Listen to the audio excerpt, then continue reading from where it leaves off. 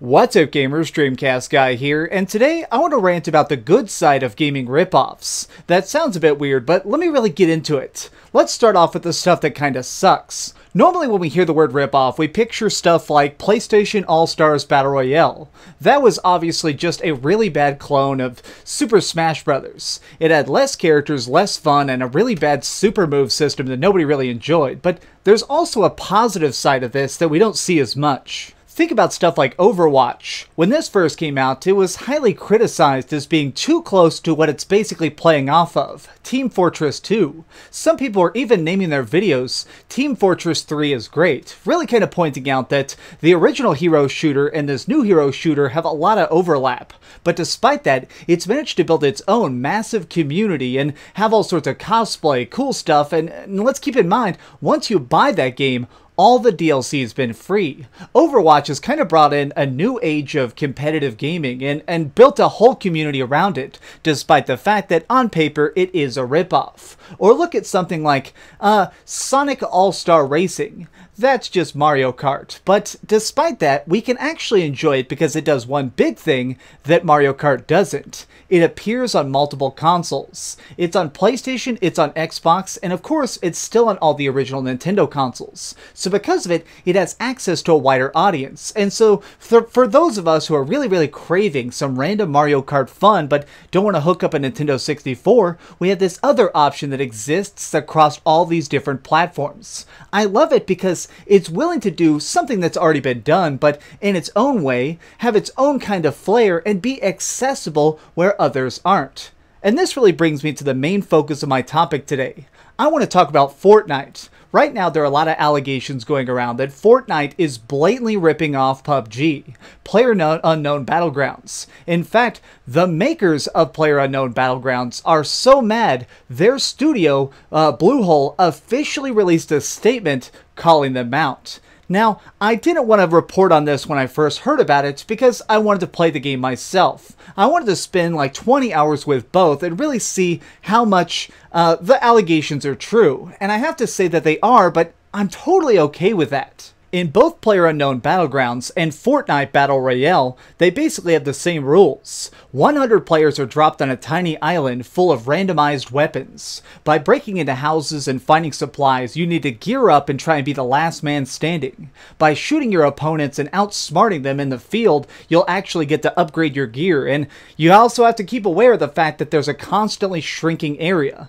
There's this giant laser barrier that will fry you if you actually stay in one spot too long, crushing everybody together for a final showdown. It is extremely addictive, and I found myself playing Fortnite Battle Royale with my friends non-stop for the last 10 days. Seriously, every single night we log in. And you know what? It's really made me realize that this ripoff is very good, because PlayerUnknown Battlegrounds signed an exclusivity contract with the Xbox One. They've cut off a giant audience. All the Sony PlayStation 4 users. People like myself who predominantly game on that. All my friends only play on PlayStation 4, so if I want to have some really fun co-op, that's the console I have to go to. They don't really like PC stuff either, so it's not like I can even talk them into getting on Steam and playing some PUBG there.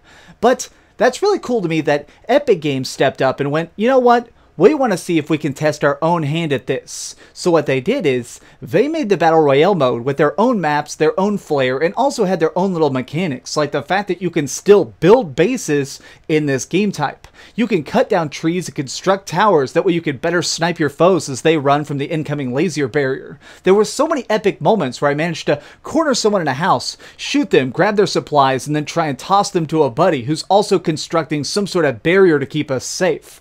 I love that. It's different enough, but there's another key thing that really kind of struck me, which is the fact that it shows that Epic Games really just wanted to make people happy, because they made this completely free. When you install Fortnite, there's now two separate menus when you log in. PvE, which is where you actually go against zombies and play the normal game, which I'm not really a giant fan of, and then there's the new PvP mode, Battle Royale. But here's the funny thing. This mode, the PvE that you still team up with your friends for, costs $40. You have to get a base pack in order to log in. This, on the other hand, is totally free. PvP is completely free of charge for anybody who installed the game.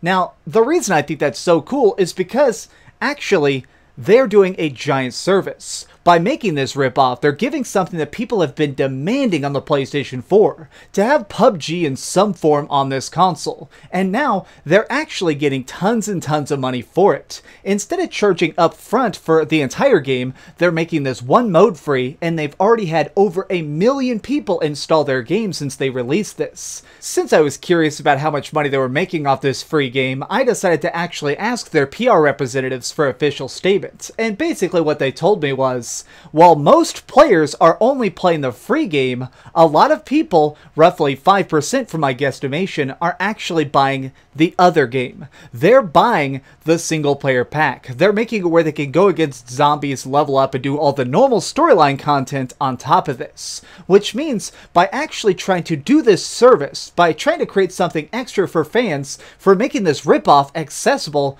they're still making hundreds and hundreds of thousands of dollars off this. It's so cool to see this extra competition.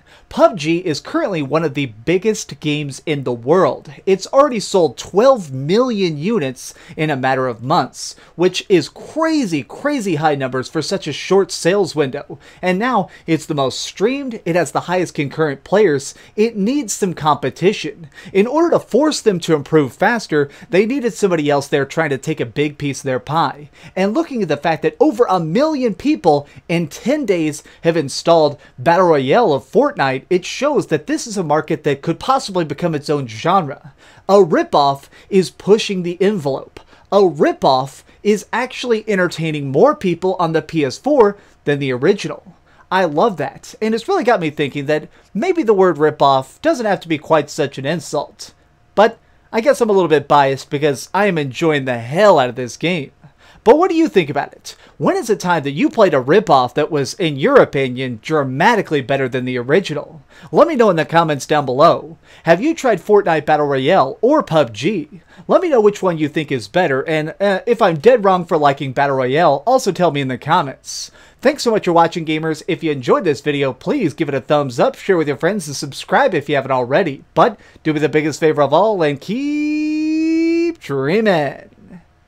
Also, if you tuned into my Fortnite stream a couple days ago, that was pretty good, right? I'm the king of headshots.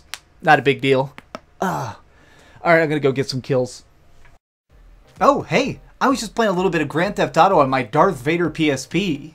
Are you curious what I'm going to come out with next? Well, if you click this button, you'll be subscribed to be the first to know. Also, if you click over here and here, you can see my latest review and my latest top 10. I promise, it was super good. Or it was really bad, and I'm sure you can just make fun of me in the comments. Either way, it'll be a lot of fun. Thanks so much for watching.